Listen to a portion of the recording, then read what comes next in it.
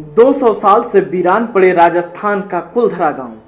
राजस्थान में जैसलमेर शहर रेगिस्तानी क्षेत्र में स्थित है। शहर के बाहर सैकड़ों मील दूर तक रेगिस्तान फैला हुआ है, जहां जगह जगह रेत के बड़े बड़े टीले हैं। शहर से कुछ मील की दूरी पर कुलधरा नाम का एक खूबसूरत गांव है। इस गांव में रहने वाले लोग 200 साल पहले रातों रात अपना गांव छोड़कर कहीं और चले गए और फिर कभी वापस नहीं आए।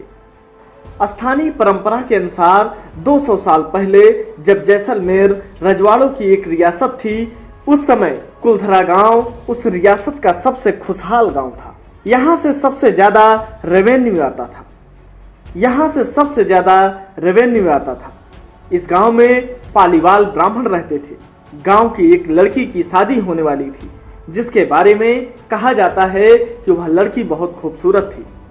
जैसलमेर रियासत के दीवान सालिम सिंह की नजर उस लड़की पर पड़ गई और उसे उसकी सुंदरता से प्यार हो गया और उसने उस लड़की से शादी करने की जिद की।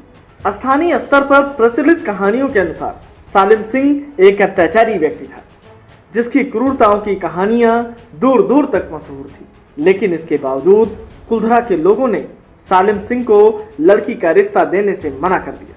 सालिम सिंह ने गांव वालों को सोचने के लिए कुछ दिनों का समय दिया।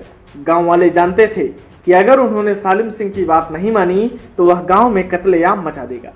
परंपरा के अनुसार कुलधरा के लोगों ने गांव के मंदिर के पास स्थित एक चौपाल में पंचायत की और अपनी बेटी को अपने गांव के सम्मान को बचाने के लिए हमेशा के लिए उस गांव को छोड़ने का फैसला किया।